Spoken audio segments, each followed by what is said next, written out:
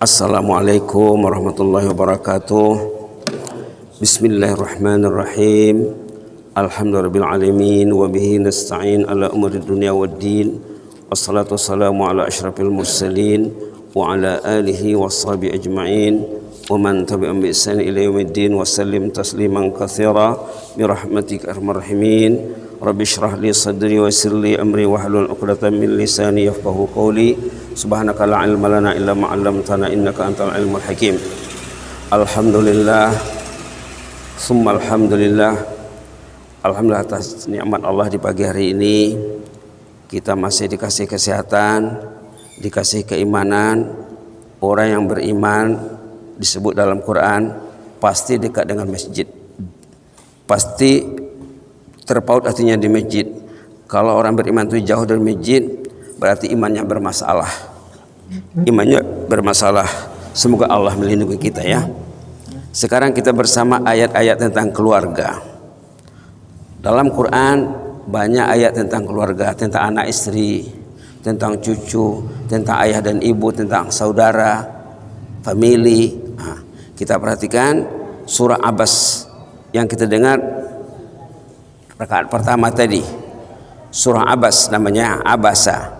Juz 30 mengatakan di sini yauma yafirul mar'u min akhihi wa ummihi wa abihi wa sahibatihi wa banihi likulli imri'in minhum yawma idzin sya'nun yughni. Likulli imri'in minhum yawma idzin sya'nun yughni. Jadi berapa ayat? 34, 35, 36, 37, 4 ayat pendek tentang keluarga nanti di hari pembalasan sana, bukan di dunia ya. Tentang keluarga dunia ada ayat lain nanti. Yauma yafirul mar'u min akhi. Pada hari itu nanti, pada hari kiamat, orang itu akan melarikan diri dari saudaranya. Ada saudaranya di depan matanya, tidak dilihatnya. Wa ummihi, ibunya. Wa abi, bapaknya, ayahnya, dia tidak peduli. Wa sahibatih, istri kesayangannya, suami kesayangannya. Wa bani, anaknya, cucunya. Tidak peduli orang tu. Kenapa? Tengok ayat 37. Likulli imri'in minhum yawma idzin sya'nu yughni. Setiap orang pada hari itu sibuk tentang dirinya sendiri. Dirinya tidak beres, macam mana nak mengurus orang? Subhanallah. Inilah di antara ayatnya ya. Ayat surah apa tadi? Surah Abasa ayat 37, 34 ya. 34, 35 sampai 37. Subhanallah. Dalam ayat lain banyak juga tentang keluarga. Ada juga yang paling menggembirakan, yang paling menakutkan ya. Yang menggembirakan ada juga, tapi sudah sampai di jannah. Ada ayat dalam surah At-Tur, kalau orang sudah masuk surga, masuk jannah, nanti di sana kalau anaknya yang tinggi statusnya di sana, orang itu tidak sama ya. Orang yang masuk surga tidak sama kedudukannya, pada kebanyakannya berbeda. Kalau anaknya tinggi derajatnya di atas, ibu dan ayahnya, kakek dan neneknya di bawah, dia mencari ibunya. Sampai di jannah dicarinya ibunya. Ini dalam surah At-Tur halaman 524 ayat 21, 22, 23 dan seterusnya.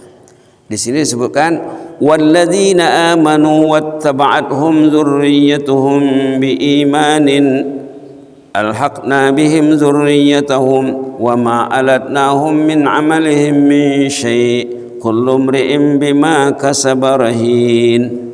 Ini sangat menggembirakan. Ini sangat menggembirakan. Ahli keluarga yang sudah masuk surga, sudah masuk jannah, nanti yang tinggi derajatnya akan mencari mana ayahku, mana ibuku, mana kakekku, mana nenekku, mana istriku, mana anakku, mana cucuku, mana menantu, akan dicari nanti di sana. Ternyata yang dicarinya itu jauh di bawah. Gap ya, gap antara derajat jannah dalam hadis disebut antara Kalau di sini dari tingkat ini ke tingkat sana berapa meter saja ya. Kalau di jannah gapnya disebut dalam hadis seperti kita melihat bintang di malam hari. Kalau orang tuh lebih tinggi dari kita 1 derajat, macam mana jaraknya, gapnya, macam melihat bintang di malam hari. Memang tidak nampak. Subhanallah, memang tidak nampak. Lalu si anak yang mencari tadi, kalaulah si anak ya, saat dia mencari ayah dan ibunya, dikasih tahu bapakmu jauh di bawah sana, ibumu jauh derajatnya di bawah. Ya Allah, manalah enak saya duduk tinggi derajat saya di sini, mereka di bawah sana. Saya dulu beramal di dunia untuk saya dan untuk mereka juga, niat saya dulu, katanya. Lalu dinaikkanlah status ayah dan ibunya sama dengan anaknya yang tinggi derajatnya. Jadi kalau kita sudah ketinggalan, tapi belum ketinggalan lagi ya. Kalau kita dianggap ketinggalan, didiklah anak, didiklah cucu. Didiklah anak, didik cucu untuk mencapai status yang tinggi nanti di jannah sana. Jangan dibiarkan begitu ya. Itu dalam surah At-Tur. Malah pernah orang saleh dulu, istri saleh pernah bertahajud di malam hari, dibacanya ayat ini. Subhanallah, dibacanya ayat ini berulang kali, sambil berdoa sambil menangis agar nanti statusnya di jannah sana dinaikkan. Ada juga, perlu juga kita semak nanti ayat yang menakutkan. Ada surah Taghabun namanya. Ini surah orang di hari kiamat nanti pemikirnya meleset, menyalah. Dipikirnya istrinya membantunya, rupanya istrinya menjerumuskannya, membawa ke lurah rupanya. Membawa ke jurang istrinya. Anak juga begitu. Akhirnya mereka dianggap bermusuhan. Tengok ayat dalam surah Taghabun, keluarga yang saling bermusuhan. La ilaha illallah. Surah Taghabun halaman 557 ayat 14 sampai 16. Apa katanya di sini? Ya ayyuhalladzina amanu inna min azwajikum wa auladikum aduwwan lakum fahdharuhum. Wahai orang yang beriman, ada di kalangan istri kamu itu, anak-anak kamu itu musuh kamu sebenarnya. Mereka musuh dalam selimut, serumah, sekamar, setempat tidur, makan satu selimut, kadang-kadang satu bantal. Aduwwan lakum, mereka itu musuh kamu sebenarnya. Fahdharuhum, awas, hati-hati. Subhanallah. Inna min azwajikum wa auladikum aduwwan lakum fahdharuhum. Ada di kalangan istrimu, anakmu, keluargamu musuh kamu sebenarnya. Adu, musuh. Aduwwun lakum, musuhmu sebenarnya mereka itu. Fahdharuhum, awas, hati-hati. Jangan sampai istri menjadi musuh. Jangan sampai pasangan hidup menjadi musuh. Jangan sampai ahli keluarga menjadi musuh. Jadilah ahli keluarga yang membantu nanti di sana, memberi syafaat nanti di sana. Subhanallah, subhanallah. Fahdharuhum, hati-hati dong katanya. Wa in ta'fu wa tasfahu wa taghfiru fa innallaha ghafurur rahim. Kalau ada masalah dengan keluarga, dengan istri, dengan suami, dengan ahli keluarga lah ya, memang ada masalah, memang ada. Bak nyerawa, sedangkan telur ayam apa katanya? Sesangka lah apa? Lah bergeser, berantuk, apa namanya bahasa sininya? Telur ayam sesangka pun lah margeser, berantuk lah. Dia ingat persisnya. Itu kata orang kampung dulu, talu ayam sesangka pun lah bantu atau lah bergeser apa, lah bercakap gitulah. Apalagi kita ya. Jadi kita dibimbing sini wa in ta'fu, maafkanlah. Ada kesilapan istri, maafkan. Wa tasfahu, abaikan saja, lupakan saja. Wa taghfiru, mintakan keampunan. Nah, ini gunanya kita beristighfar bersama. Duduk bersama, baca sama-sama. Rabbana zalamna anfusana wa illam taghfir lana wa tarhamna lanakunanna minal khasirin. Banyak silapku kepada istriku ya Allah. Banyak silap istri terhadap aku ya Allah. Kelemahan kami terhadap anak-anak, keluarga banyak ya Allah. Kita duduklah beristighfar. Adakan agenda istighfar keluarga di rumah. Mungkin setiap hari, mungkin 2 hari sekali, sekali 2 hari, sekali 3 hari, sekali seminggu. Pilih waktu yang mustajab. Pilih waktu yang mustajab. Kalau malam, di ujung malam, setiap malam mustajab. Ataupun sesudah subuh, pulang dari masjid. Kalau sore hari, sekarang hari Senin ya, Senin sore mustajab. Duduklah 10 menit, 15 menit sebelum matahari terbenam, duduklah di rumah. Subhanallah. Hari Kamis dan Isnin dan Kamis sangat mustajab. Hari Jumat patutnya kita mengisi masa dengan zikir keluarga. Ajaklah anak-anak, banyak salah ayah sama muna. Ayo kita beristighfar sama-sama supaya nanti di sana kasusnya tidak ada lagi kasus nanti di sana.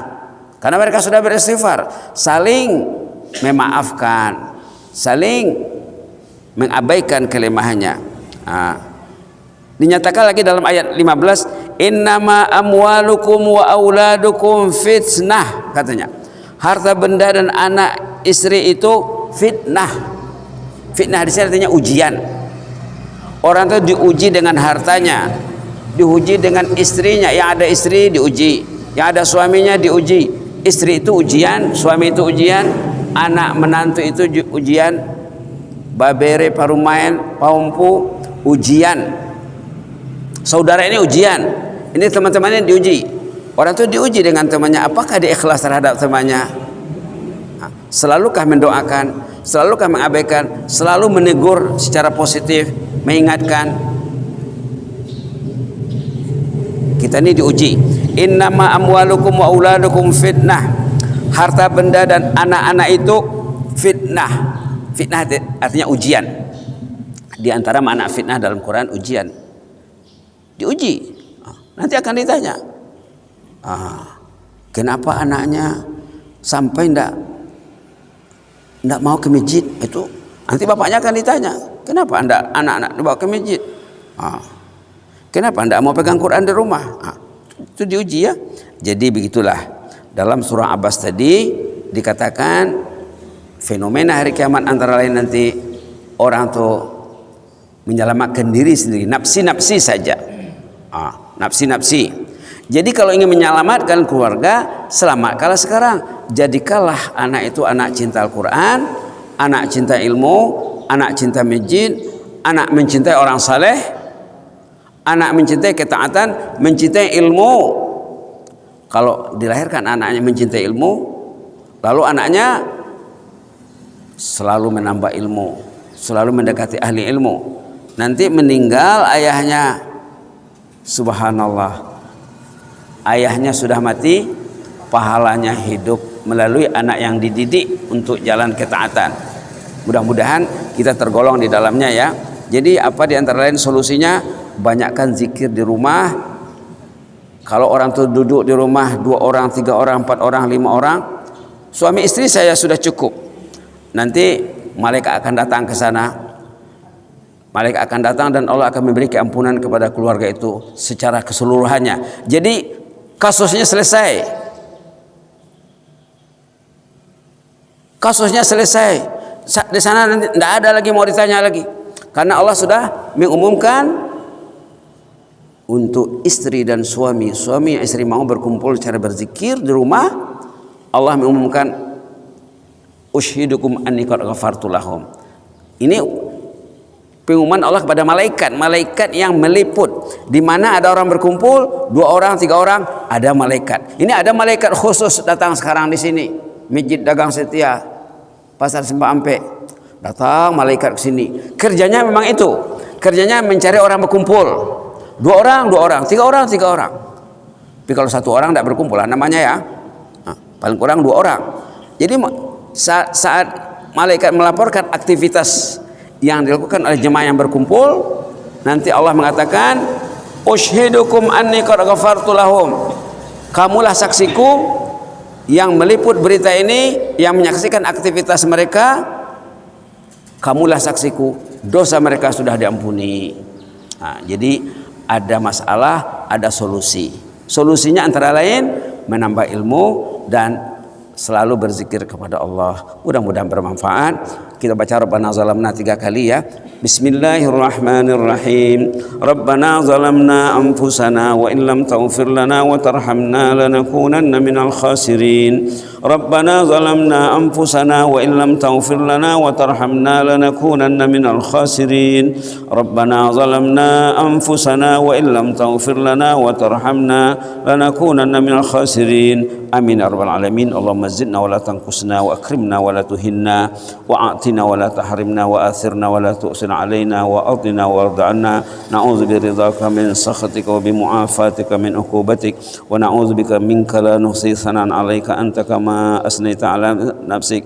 Ya hayyu qayyum rahmatika nastaghis. Aslih lana sya'nana kullah wa la takilna ila anfusina tarfata 'ain. Subhana rabbika rabbil izzati amma yasifun wa salamun 'alal mursalin walhamdulillahi rabbil alamin. Jazakumullahu khairan wa barakallahu fikum. Inni uhibbukum fillah. Wassalamualaikum warahmatullahi wabarakatuh.